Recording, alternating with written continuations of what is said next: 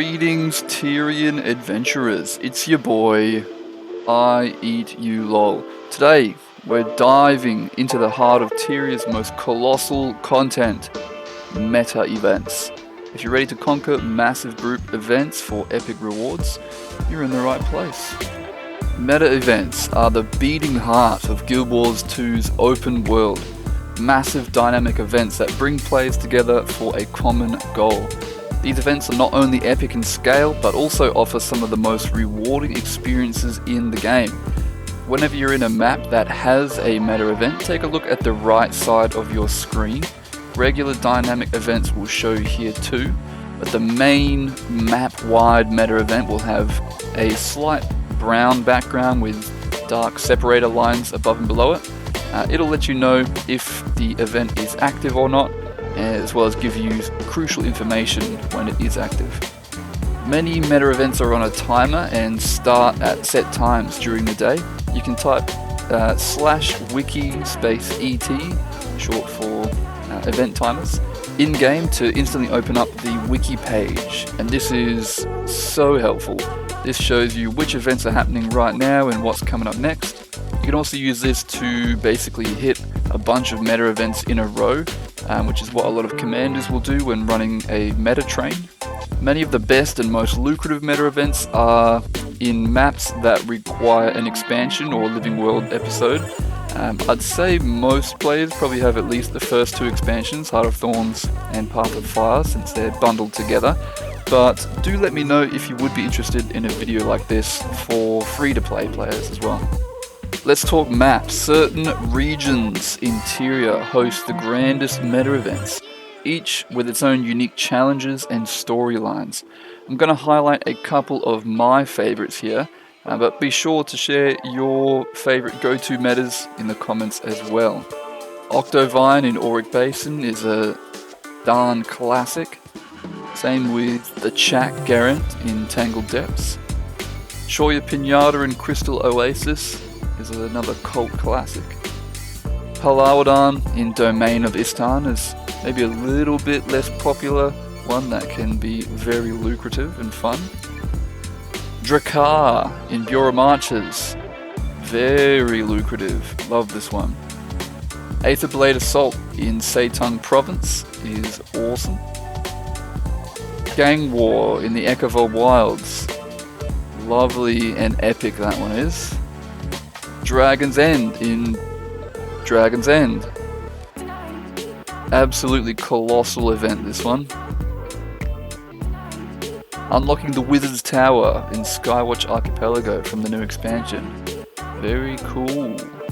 In every meta event, professions and builds play a crucial part. Whether you're a seasoned veteran or a newcomer, knowing your build can make a massive difference. Let's take a quick look at some builds that excel in the open world and meta events. First, I do have to plug my recent video, which fully breaks down one of my favorite builds for open world and meta event farming, the Core Legend Open World Herald. I developed this build through thousands of hours of playing Herald in the open world, and it truly is one of the easiest and most reliable quickness builds, and it still gets me high up on the DPS leaderboard quite often, despite it not being like a fully DPS glass cannon build. For the most part, I would not recommend full DPS glass cannon builds for the open world, unless you're a bit more experienced. It won't increase your loot gained. In fact, it might even decrease it if you're constantly getting downed and waiting for revives and waypointing back all the time. In order to maximize your loot in the open world, you want to maximize the amount of mobs that you tag and events that you get credit for. Any build that can tag a lot of mobs very fast before they die, as well as throw boons around for your allies, while having some personal survivability as well, will do fantastically in the open world. Any ally that you give a boon to that then participates in an event, you also get credit for that event.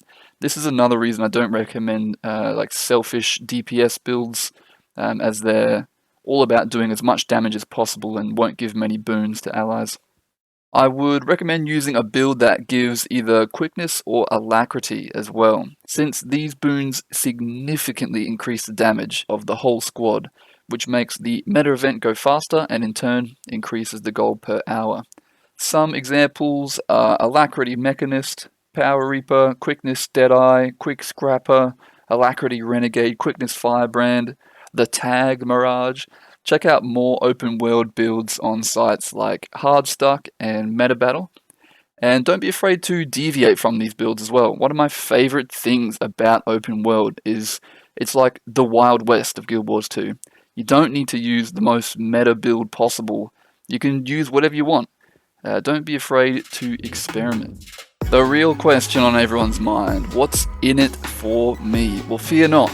By participating in these epic meta events, you'll get an inventory management nightmare amount of loot, as well as many other things like achievements, mastery points, currencies, and a lot more. Remember that Guild Wars 2 is different to other MMOs in that you don't get a lot of raw gold for doing stuff like this. Instead, you'll get mostly materials and items that can then be sold on the trading post, not an NPC vendor, or crafted for profit, as well as various currencies that can then be converted to gold or used to save yourself gold. And that's it. You're now fully geared up and ready to tackle Guild Wars 2's open world degeneracy. Drop your own tips and tricks in the comments for other players, and stay tuned for some more Guild Wars 2 content coming soon. Alrighty, get the hell out of here. Alright, take it easy, gamers.